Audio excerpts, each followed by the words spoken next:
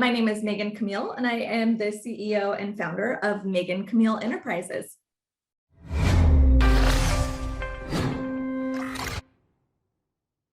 Hey, it's Kellen, and today on Diversified Game, this is going to be a great one because I've never had somebody who it says psychic, but it's not just psychic like what you guys are used to on TV. It's more for your business, getting deeper into your business, which I think business is personal. When people try to separate it, I don't know how to do that. I don't want to do that. So Megan Camille is going to give us the game on how she's helping entrepreneurs like yourself go deeper. I don't know if she can replace your therapist. I don't want to put too much pressure on her, but Megan, welcome to the show. How are you doing? Hello, I'm so good. Thank you so much for having me. And no, I cannot replace your therapist. Come see me after you're done with therapy. Gotcha. Okay. Just want to make sure. So there's make sure we don't put too much pressure on you, or they just come and bear all of their burdens and, all that. But let's get into it because your story, it's interesting. Again, I've never had someone, who claims to be, everyone's like now an empath, a philanthropist, and probably an entrepreneur, right? But you've created a business where she's also been able to retire her husband, y'all. So we're going to get into that. You guys can go check out our YouTube for the full details of that. Links will be in the description. But tell us, how did you get into this? How did you tap into this power of yours? Where to say, because this is not something you can go learn in college, so give us the game. Yeah, unfortunately, it's not something that they teach in college, and we kind of start losing our touch with the mystical quite young. And that was what was just a little different about me was I didn't. Now we're all extremely intuitive and even psychic, but it's a muscle, it's a skill. And so just like if we never worked out our bicep, that wouldn't be very strong. So it's not like I was endowed with some special gift that was only given to me, Megan Camille. But instead, we actually all have access to the quantum field, which is what I'm tapping into when I do readings or I'm getting my own downloads, my own guidance, and that is actually available for everyone. So when I'm working with my clients, I'm just tapping into that quantum grid, that quantum field of source consciousness that is always available. I mean, it's what we're even made of, but it's always available even on a higher scale than what we use day to day. The only thing that's different about me is that I do use it day to day. And I spent 20 years really working that muscle. And so it's not this big wild thing for me anymore. It just kind of is a way of life. I hear, I don't know if it's the humility or I don't want to scare people with going into the deep, because sometimes when people hear psychic, they're ready to tune off. They see the psychic, billboard or the house. I'm thinking of the house and people say, I would never go there. But when you say everyone has this gift, not everybody is willing to pull out. Like there's certain things that you can be in a situation 100 times and say, if I do this, I know it's going to go that way. And some people will doubt themselves so much and they don't want to tap into that gift. And I know it didn't come for you overnight. And there was a darker time, another time where you weren't using your gift. Can you talk about how you kind of broke the mold to say, you know what, I'm going all in and I'm even going to go public with it, because that's very bold to do, because people, of course, are going to say, hey, you're crazy, loco la cabeza. They'll say it in all many languages until you can prove that, one, you can make money off of it and or have some progress, because not everybody uses their gift to make money. And that's, your personal choice. But can you talk about how you broke the mold to say, I know I have this and it works for me and others? Mm-hmm. Yeah, great question. And I feel like the world has been very split and here's the psychic, spiritual stuff over here. And then here's the tried and true, proven method of business and how you go out and you make a bunch of money. And that sort of split, those polarities, is what kept me for a long time not talking about it until, my second business, where I'm making a shit ton of money. I am secretly helping other people do the same.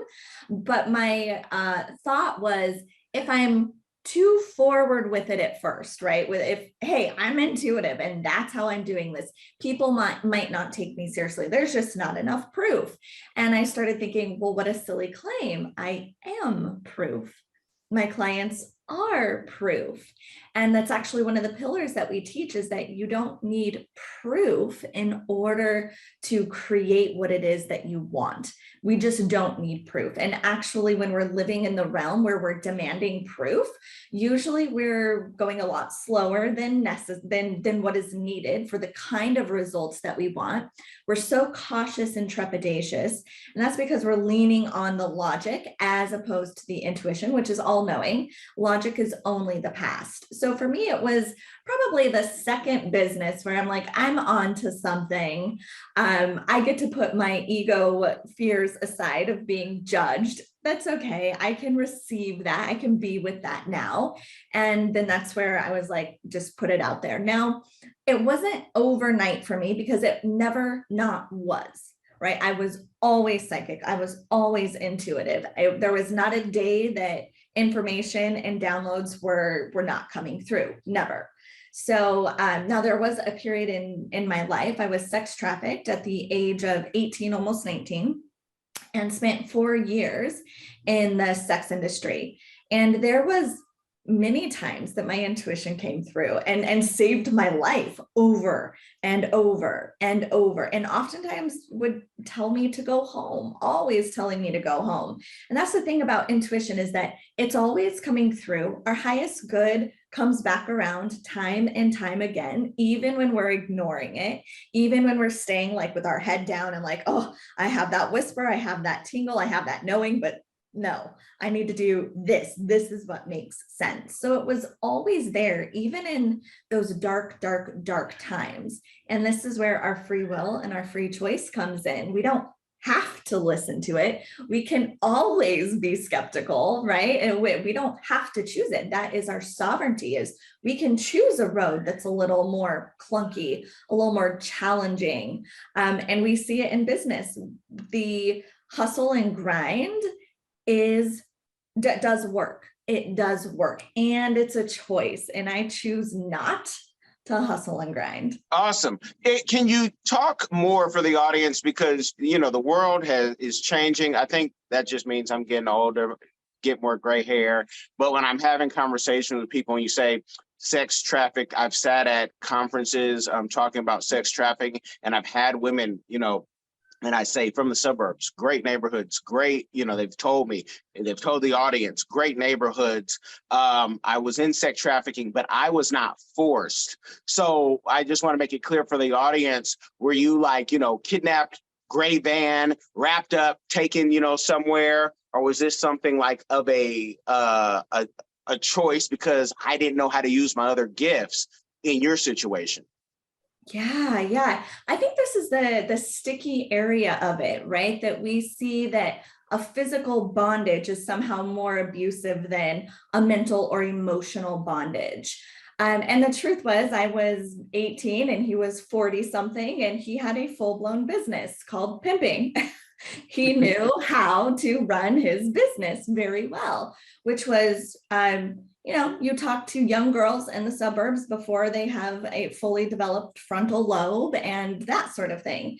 So there is absolutely an aspect where there was an incongruency of power, knowledge, and ability and capacity. And so while there was no handcuffing me, it was across state lines. And at that point, it becomes a totally different game. My family could not go and get me out. When I was arrested, the person that the police gave me back to was him. And so there's some insidious gray area within it, right? Insidious gray area within it where I would no longer had friends or family. And when, the girls were arrested, you went back to the person who was abusing you. So is there a certain level of choice in it? Yes, absolutely a certain level of choice.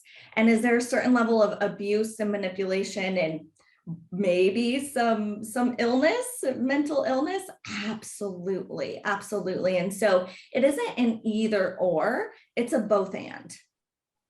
And, again, you've always had these gifts. What about for, your partner in that life, the underworld, which a lot of people, especially young people, find that, they watch TV. Oh, I want to be Al Capone. I want to be this person. That person too has gifts that they just aren't using, for the most effective long term. Could you see that? Like, was there some type of bond in there where like both of us might be psychic and we can understand each other, and the world doesn't understand us. We're a different type of outlier, outlaw. Like, what is that? Because even outlaws, like bikers, you talk to them and you're like, this person could have been a lawyer, a doctor, except they just, maybe never had the opportunity. Maybe they found out they were dyslexic, later in life. But what do is there something in that underworld where you find like there's a lot of psychics and talented and gifted people? Yeah. So many people are there. I mean, I know that I had like this burning desire to create and go out and be and do all that I was. And I was unclear of what that was. It was like, why do I have all this passion and I have no place to go with it? And so it was easy for me to go, oh, okay, I'll do what you say because you've got a vision, right? Like he had a particular vision.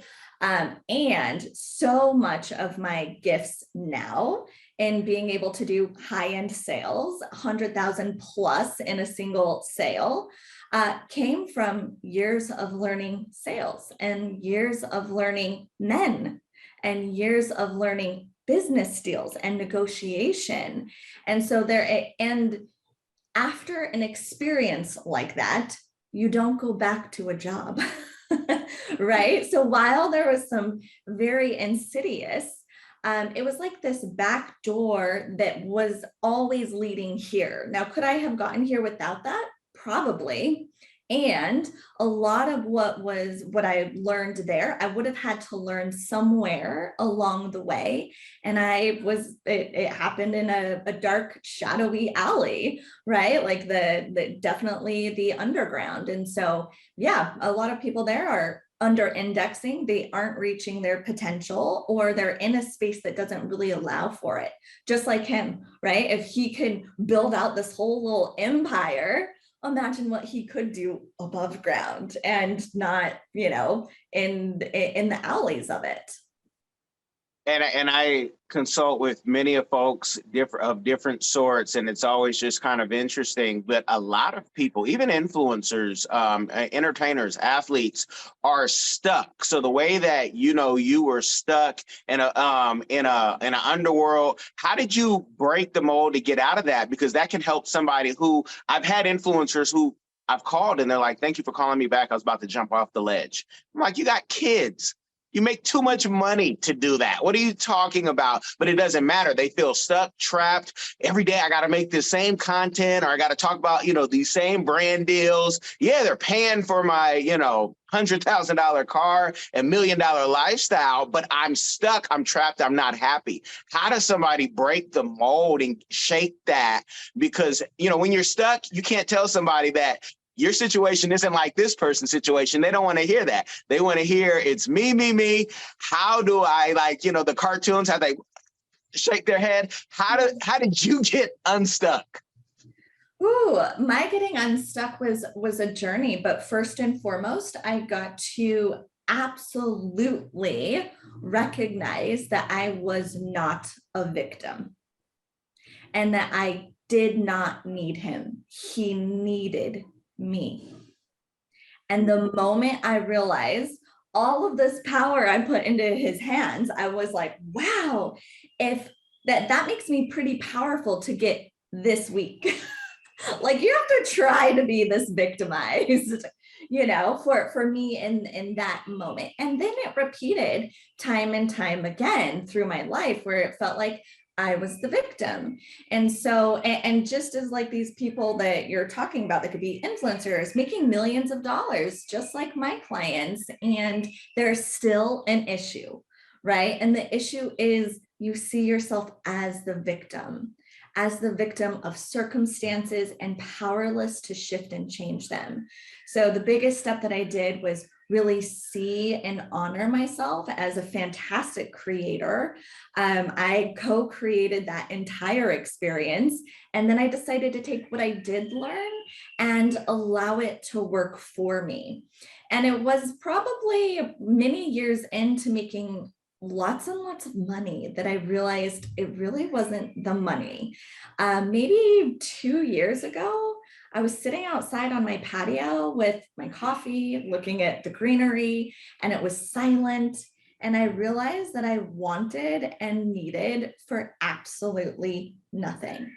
And that was all I was after. It wasn't another $1 million. It wasn't fame. It wasn't recognition. It was that stillness. And that's what most people are missing.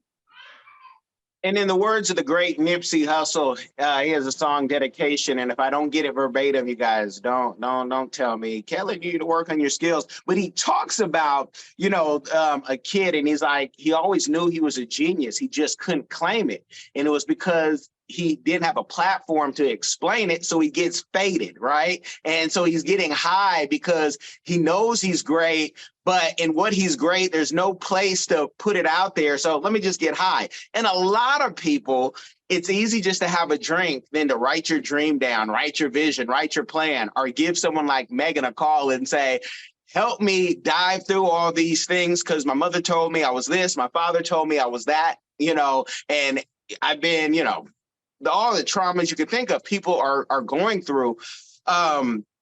What do you see? Like, you got unstuck and then I believe you got married after, and I think you got married again. You talked about being kind of taken care of, right? So you go after one situation. It's not a nice situation. And then I go get married, which marriage is work. Y'all, I'm married for many a moons, 15, 16 years. It's work. It's a blessing. But I mean, in itself, you pick the wrong person. You could go from one abuser to another.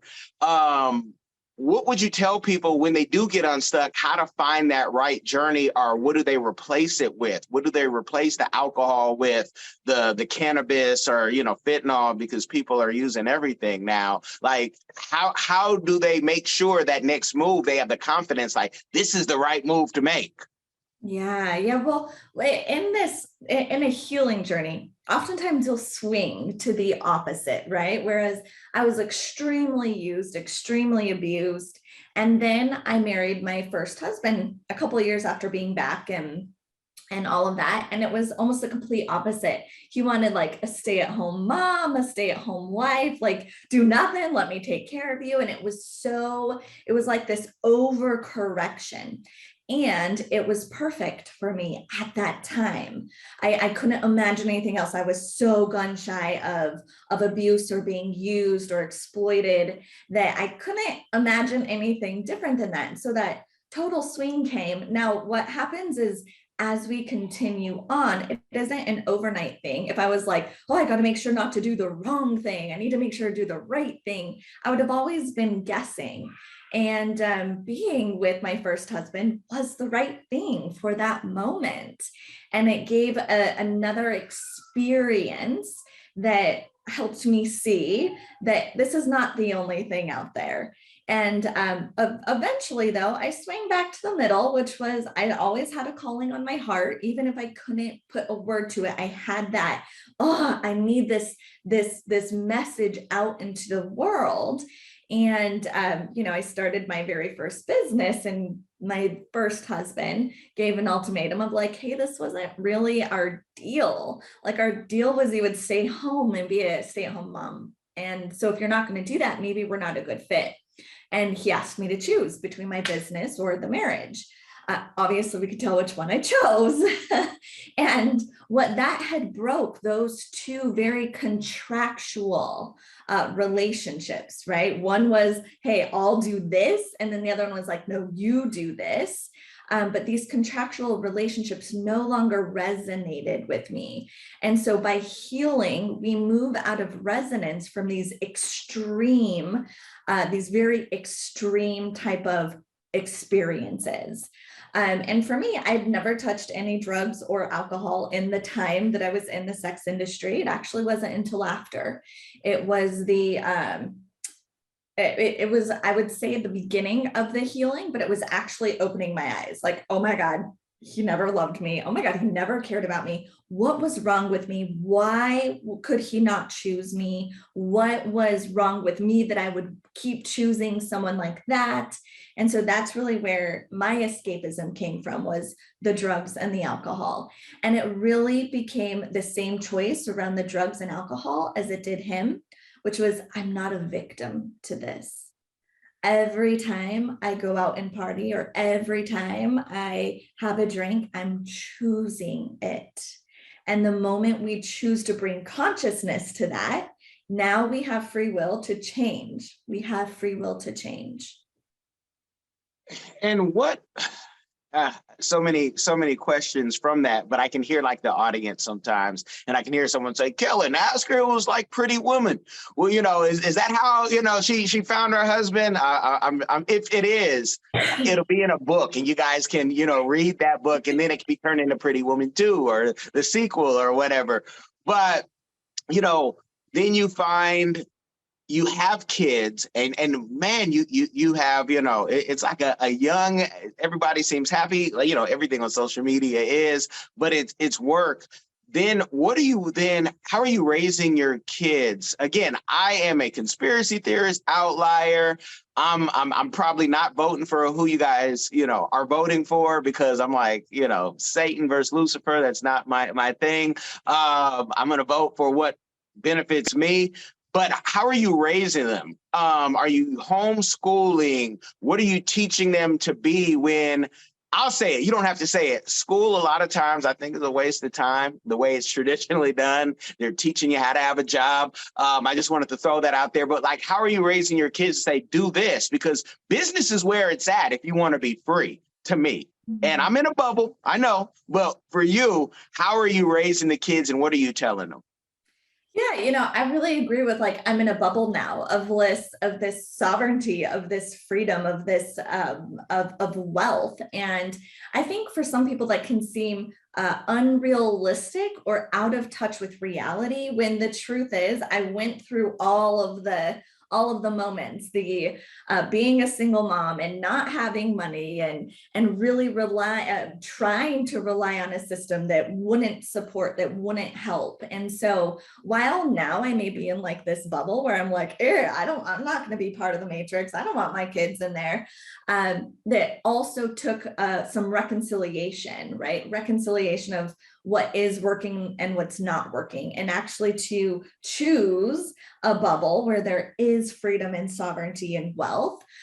You have to choose not to be giving the other stuff all that much attention. So my kids, I think that they're so blessed because they have polar opposite parents, right? Where their father is very mainstream education. He's a retired professor.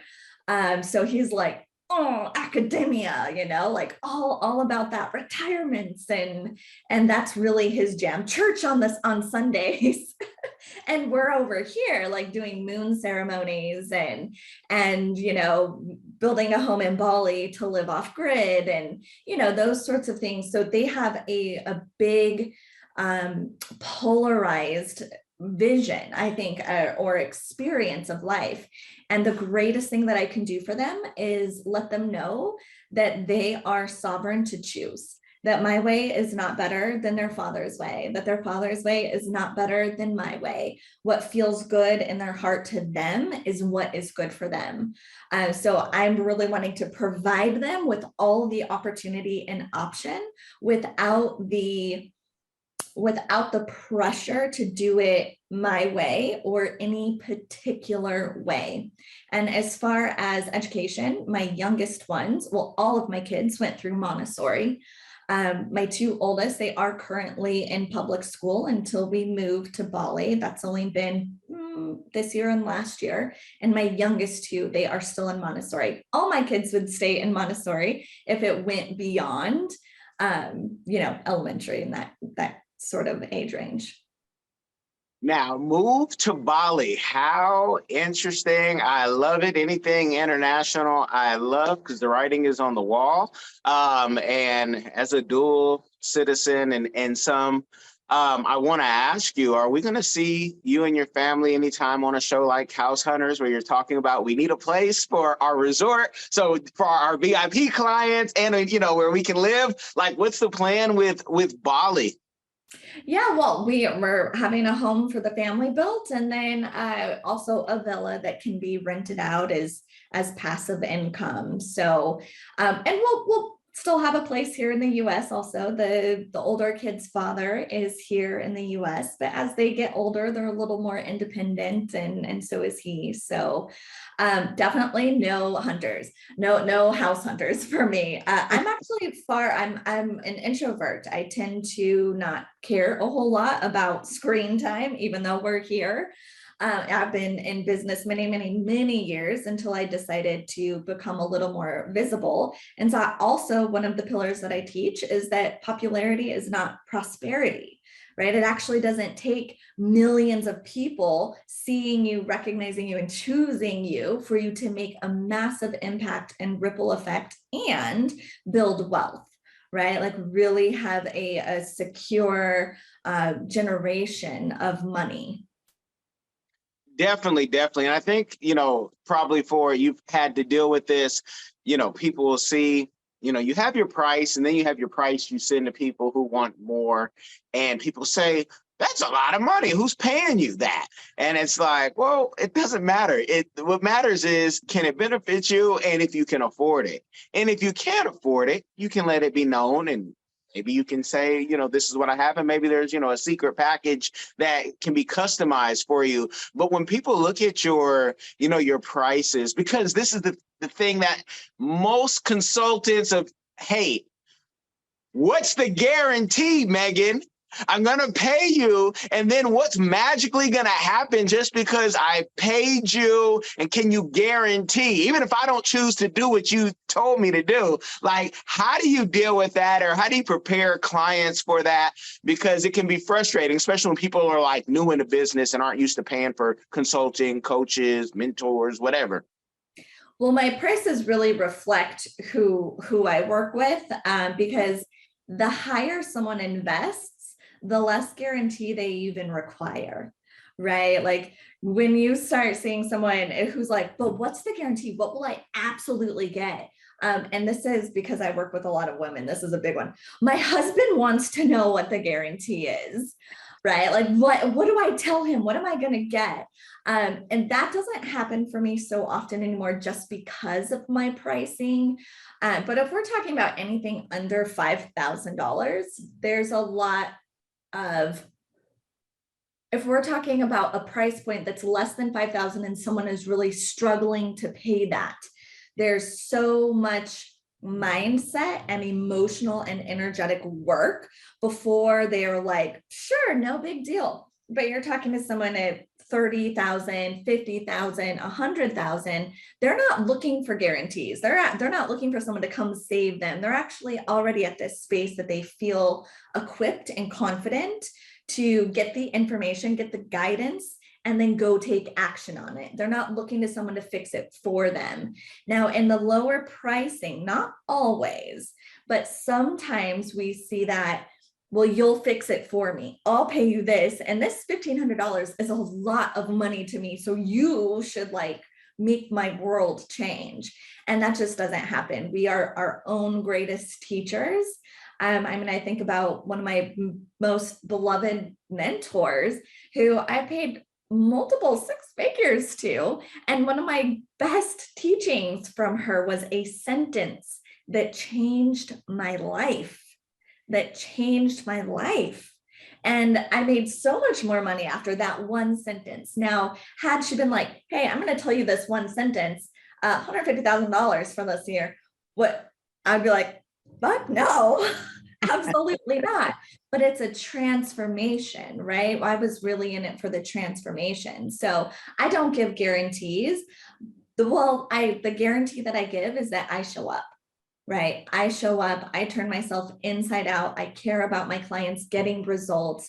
I care about them exiting the matrix and living in sovereignty. I care about people knowing how to be their own generator of money and not feeling like they're at the mercy to some system that doesn't really care about them. So that's my guarantee. Now, what someone does with that is totally on them. However, I have an amazing track record of clients. My retention rate is over 70%, which means someone who comes and works with me one time, works with me at least 2 times, 70% of the time, and over 50% of the time, 3 times. So my retention rate is amazing because I tend to attract people who aren't wanting me to fix them. Instead, they're wanting me to co-create with them. And I had a guest, and I always let people know, but you can hear it also on the street. Without a transaction, there can't be a transition. And you being, in the world that you were in your younger years, you probably heard all the good lines, all the good, well, if you just get, touch it right here, if you do this, if you do that. But when people try to manipulate you at this stage of the game, and let me talk to what my husband wants to know. And men do it too with, sales guy is calling or woman. And, let me ask my wife. Salespeople, good ones.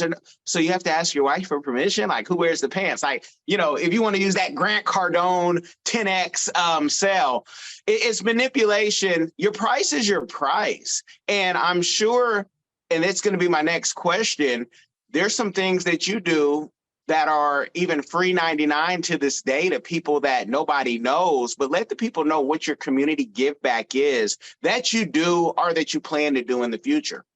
Yeah. And I'm actually of the mind that everything is negotiable. So although my price is my price, like, what's your proposal, right? I'm always up for some level of negotiation. That doesn't mean that I go, oh, sure, I'll do what you want. And when we're talking in the range of 6 figures to multiple 6 figures, right? That's a little different than someone's like, oh, you have a $3,000 product. How about 1,000, right? Like, it's not a garage sale, but it's to make sure that everyone feels good in their system, in their field. What feels good? How do you feel honored in this? And I do, yes, of course, I have Mo Money, No Hustle. That is a masterclass that talks about how you can create a 6-figure, multiple 6-figure business in part-time hours. I work 3 to 4 hours a day, 3 to 4 days a week. And so I, just give that step by step how people can do that for themselves. That is totally complimentary. I have Impact, Joy, Prosperity. That is a 3-day masterclass. That's pure energetics, where Mo Money, No Hustle is actually very strategic. There's a lot of like, how do you create more visibility? How do you have funnels and automation and that sort of thing, where Impact, Joy, Prosperity is strictly energetics. And once you have a system and a strategy in place that you can make 6 figures from, then you actually need very little strategy. You can have like a tweak here and there as you continue scaling, but anything beyond that is internal. Like, what's your level of receivership? Do you actually get sick when you think about being seen? In your mind, you want to be seen, but then push comes to shove and you're like, oh my God, never mind. This is really scary.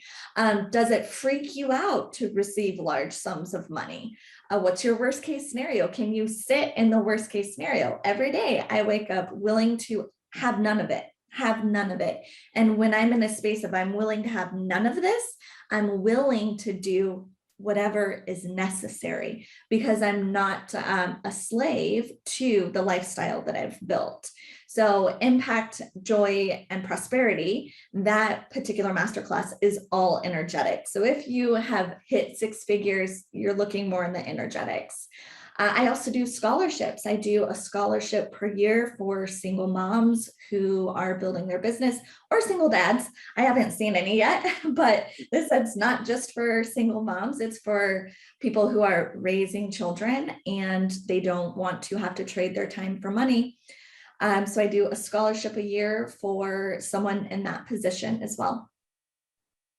And I know you said no to HGTV, but I'm a fan. I haven't had cable in over a decade, but somehow I still get to watch, and I just love House Hunters International. So you would be great for it. Arizona, there's always somebody from Arizona or California moving and they do the airplane. It would be such a great thing. And you're doing great things. What about your Facebook group? Is that just for clients or is that for everybody? It's not. The only thing that's just for clients is my mastermind, Intuitive Wealth Mastermind. That is strictly private and exclusive for the clients who have opted in. My Facebook group is open, and so is my Instagram, and so is my email list. That is for the public.